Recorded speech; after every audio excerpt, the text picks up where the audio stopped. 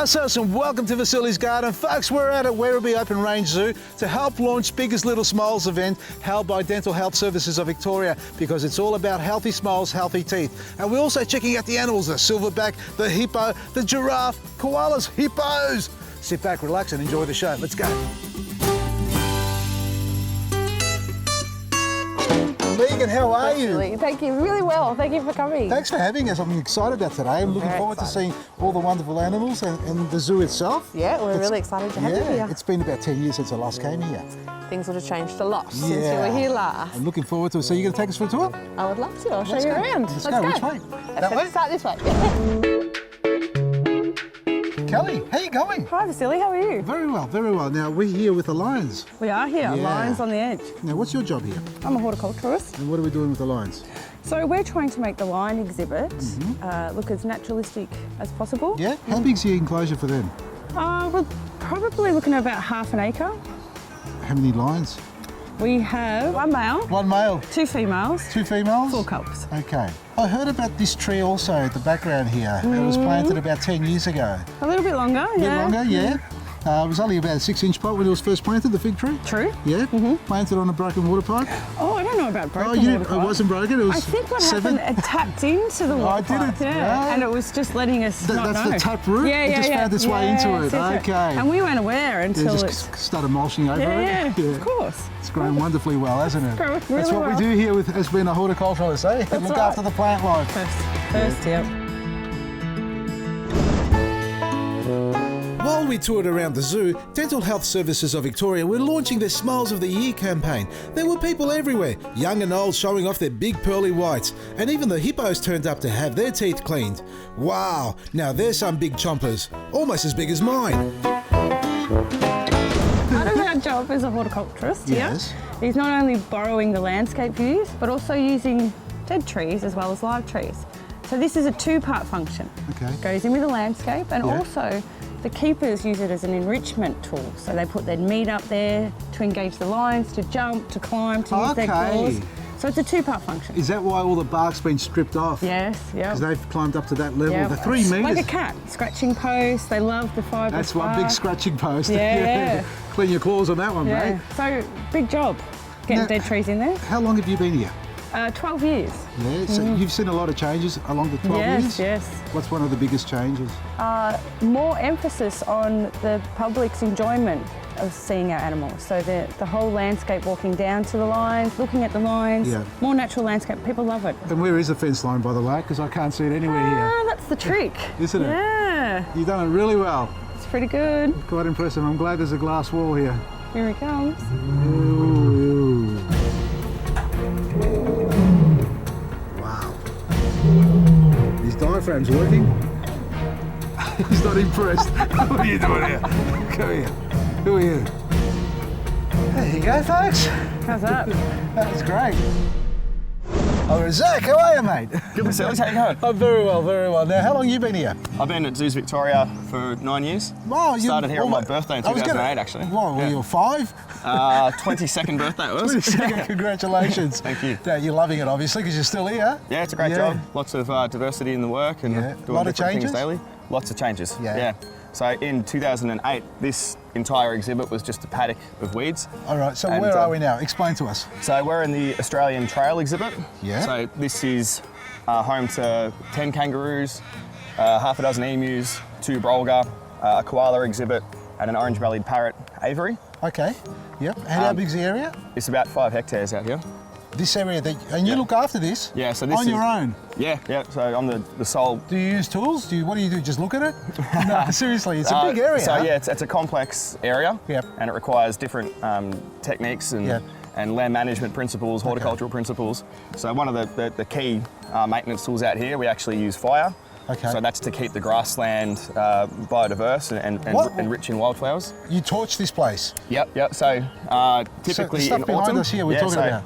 This entire grassland will get burnt in sections, mosaic burns. So each year there'll be a different area that we burn. What, to replicate its natural environment? Yeah, so Victorian basalt plains grasslands was burnt for maintenance by the indigenous people. Now what that did is opened up the intertussock spaces so that grasses don't dominate the landscape. And in between those grasses there'd be herbaceous stuff that grows in amongst it. And that would give them a chance to pop up. Yeah, so they were a food source. Yes. So you could eat the roots. And also for animals to come in and out of the areas. Plants? Yeah, so all sorts of Australian wildflowers. Yeah. What colours do we get here? There's lots of yellow ones. Yeah.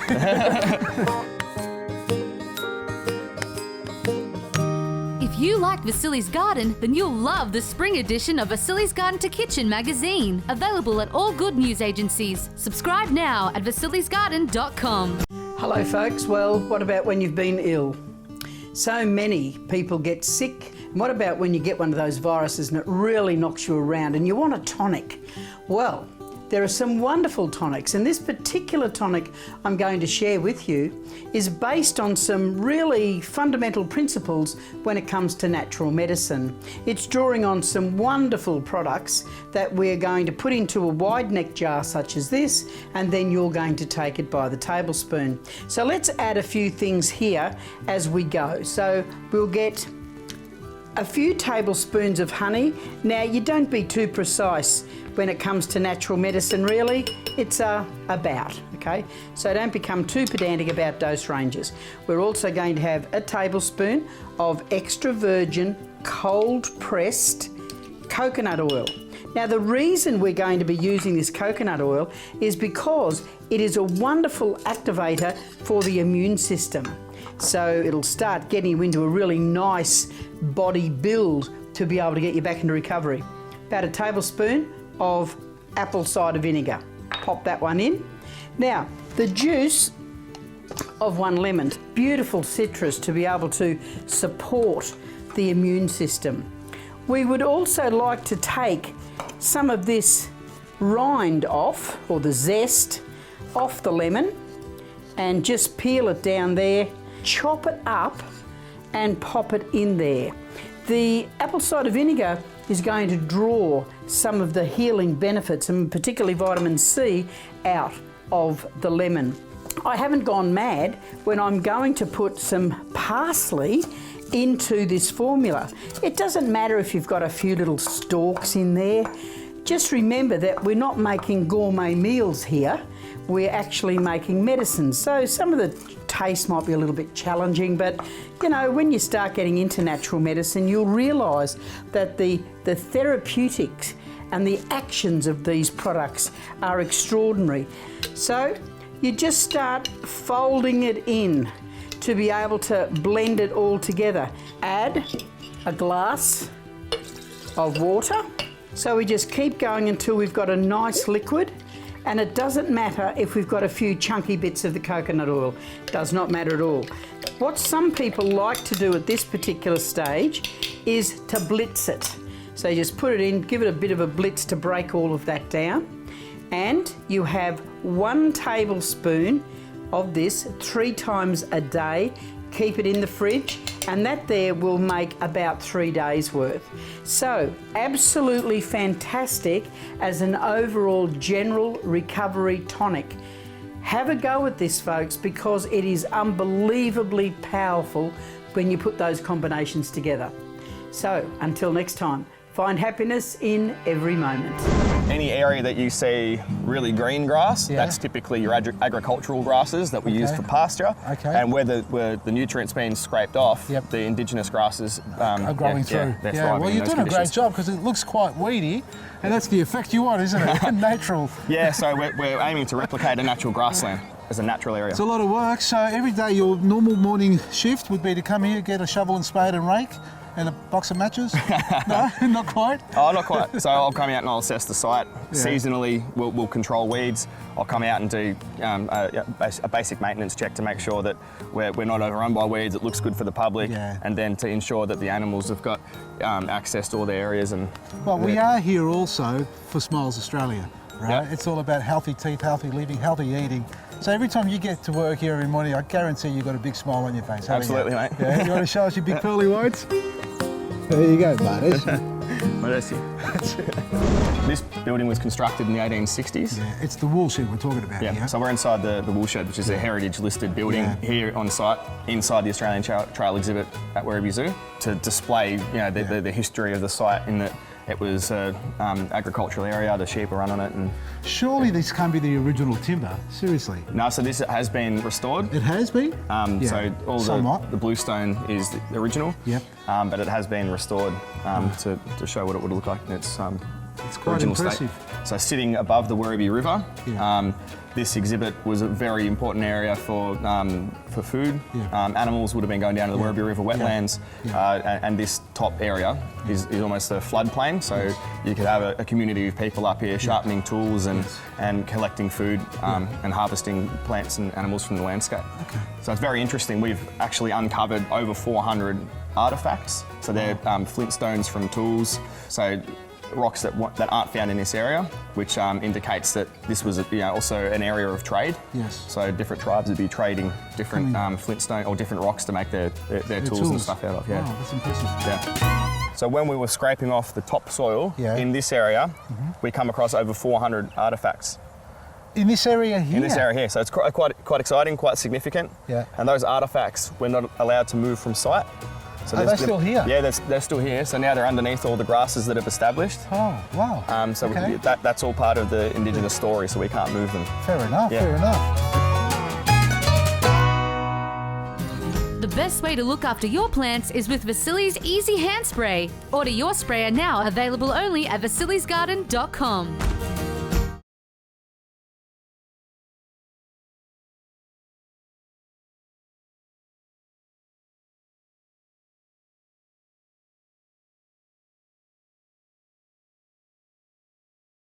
Heading into the warmer season of the year means we get to enjoy some of the sweetest and juiciest fruits picked fresh from the garden. But the hardest part is deciding what to enjoy first. Well, I've combined a couple of my favourites to making a smoothie. And yep, you guessed it, not only does it taste good, but it's good for you too. I have one mango. It's rich in vitamin A, which is necessary for growth and maintenance of bodily tissues, including skin and hair. I have one medium-sized cucumber, which is made up of about 95% water and only contains 15 calories per cup. They are a really good source of vitamin K, which is not only important in maintaining strong bone health, but vitamin K plays a vital role in the function of blood clotting, where it helps stop bleeding after suffering tissue damage. I'm also adding 1 cup of coconut water, which is very beneficial for your overall health and well-being. It's a great source of hydration and supports heart health. The rest of the ingredients include 1 cup of spinach, 1 tablespoon of chopped or grated ginger, and 1 cup of ice. So the first stages of blending takes about 30 to 50 seconds, where the blender extracts the air out of the container. The SV500 has an ultra-high strength 3D stainless steel blade and a whopping 3.5 horsepower motor, able to pulverise any ingredient you add.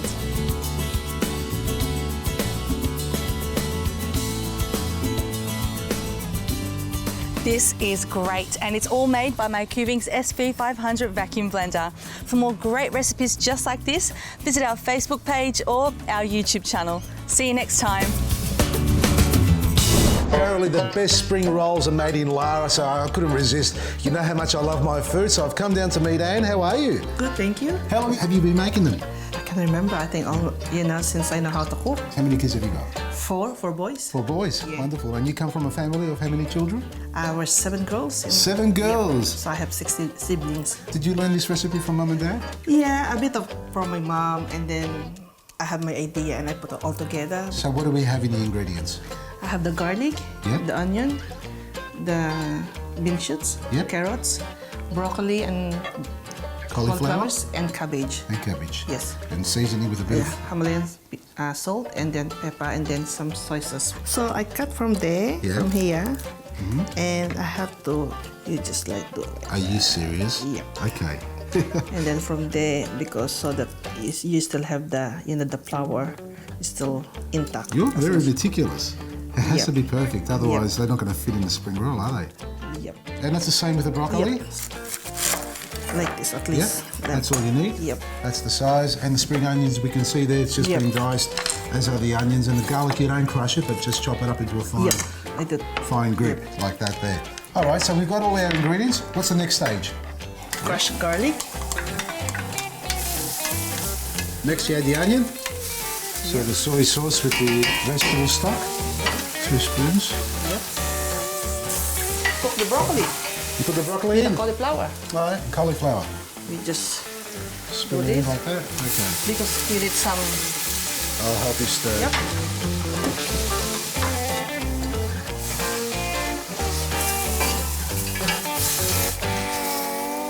And then I'll put another... Sauce. Yep. Go of this. A couple of pinches of pepper also? Yep. A touch of... That's it. See that all the liquid that you get from the vegetable? Yes. Because we're gonna need that for the noodles. Because after this cook, I'm gonna set aside all the vegetable and I'm just gonna cook the noodles for 1 or 2 minutes. So now we throw the noodles in? Yep. Just and that's it. Sauce. Never get enough soy. Yep. And that's it. So we don't cook the bean shoots, we add them in at the end because they soften up pretty quick. So that's ready now? Yes. Sometimes, do you find the kids sometimes get excited and they eat it before you get to wrap them up? Yes. They said they're gonna help me. Yeah, and they end up eating it before you. And then when it's my turn to eat, nothing left for me. So I'm gonna get some takeaway. KFC. That's it, you poor thing. You can have everything, like make sure the cabbage. I think the secret here is how you wrap it, because if it's too loose, the oil will gonna come inside when you cooking it, deep frying it. So you put a bit of this. What is that? It's like a corn flour. Corn flour? You put a bit of warm water, put in the microwave to make it sticky. Yeah, so it becomes like a paste. Yeah. Can you see? See how? That's it. Okay, so we get some of this. Put it there like that. We need some cauliflower. A little bit of that in there. So do that. You go over the top. Yep. Do that. Yep. Alright. Going. Okay. Okay. And then you fold the both sides. Fold the both sides. Like that. And like, oh God. Yeah, you reckon? Yeah, not bad. It's not bad? Yeah, for the first time. Oh, this feels long like... and skinny. Long and skinny? I'm like I'm short and fat. Not quite the same size, is it? All right. That's yours then. These are some that you prepared earlier for us. There we go. That is amazing. Okay. Oh, Maresi, all right. We'll actually find this recipe available in our next issue of the magazine, Vasili's Garden to Kitchen, Summer Edition. From me, Vasili, Maresi. Healthy Habits Smoothies book is now available at all QBD bookstores or online at vasilisgarden.com.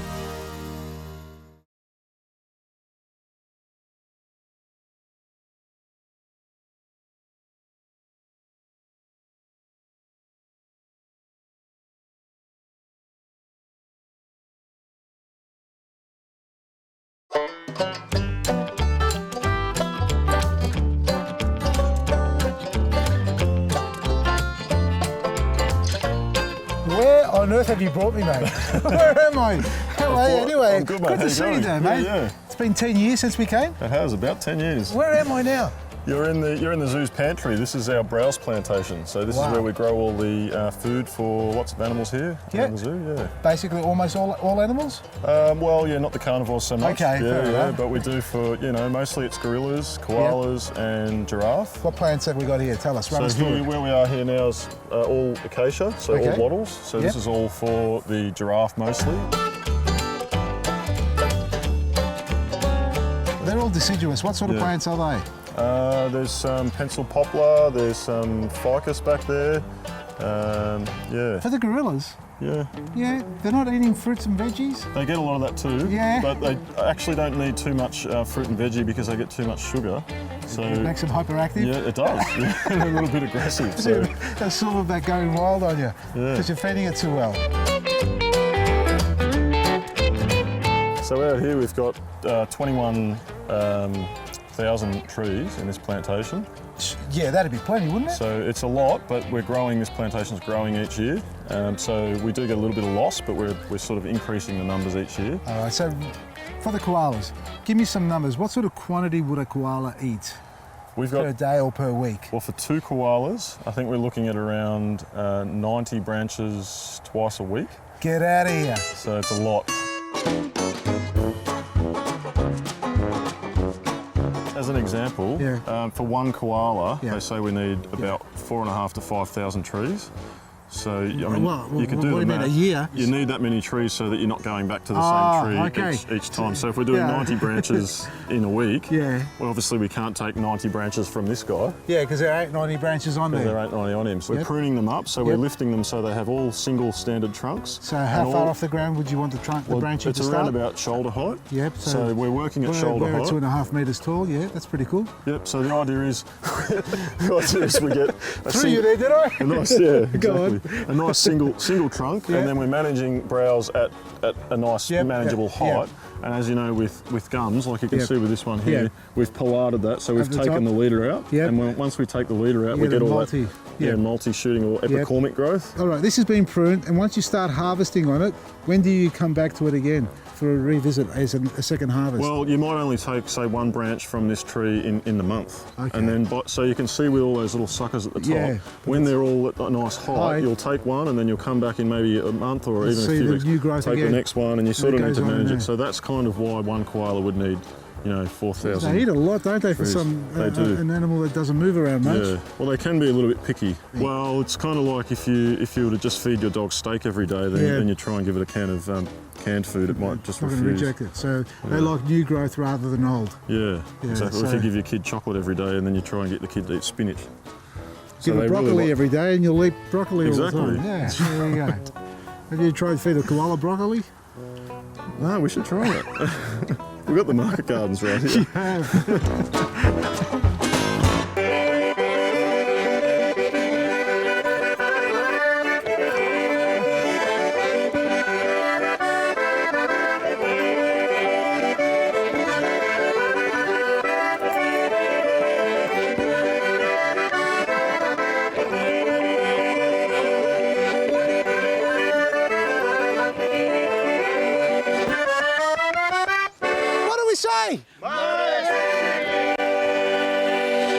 Mareshi, see you next week.